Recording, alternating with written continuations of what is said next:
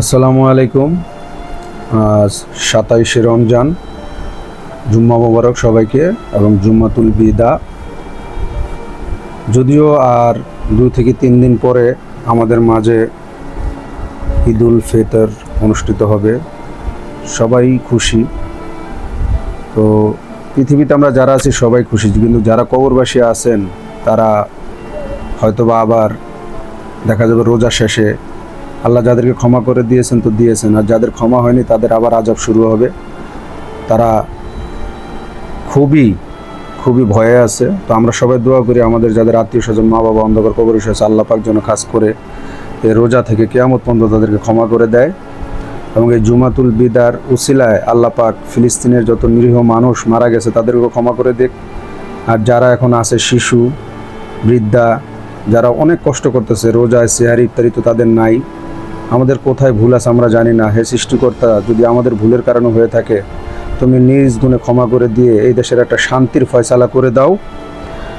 আর আমাদের ঈদের আনন্দ আসতেছে, আমরা প্রতিনিয়ত ইফতারি সেহারি খাচ্ছি, কিন্তু ওদের কোনো খাবার নেই। এই জন্য সবাই দোয়া করবেন আল্লাহ পাক যেন চির শান্তির ফয়সালা করে দেয়।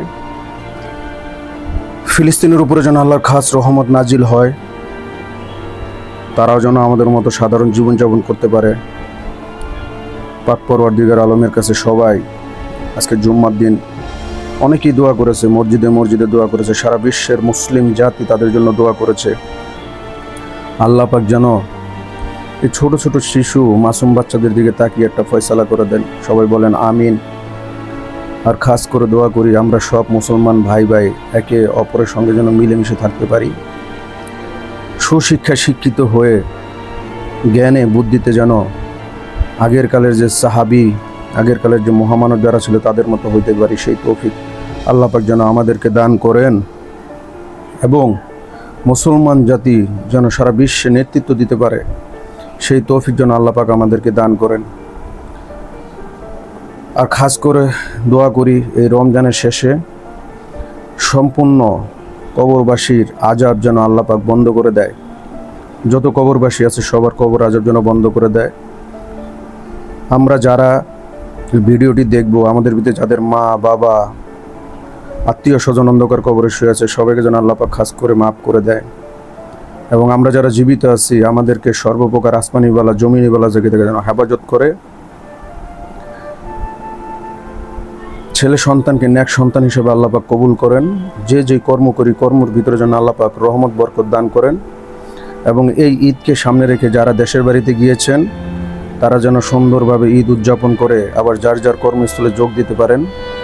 আল্লাহ পাকের রাস্তাঘাটের অ্যাক্সিডেন্ট বালা মুসিবত থেকে তাদেরকে হেফাজত করেন। এই শুভকামনা রইল। ঈদের শুভেচ্ছা সবাইকে। ধন্যবাদ। আসসালামু আলাইকুম ওয়া রাহমাতুল্লাহি ওয়া বারাকাতুহু। अलविदा अलविदा माहे रमज़ान, अलविदा अलविदा माहे रोज़ान, अलविदा अलविदा माहे रमज़ान, अलविदा अलविदा माहे रमज़ान। अलविदा अलविदा अलविदा है माहे रमज़ान, बस अलविदा।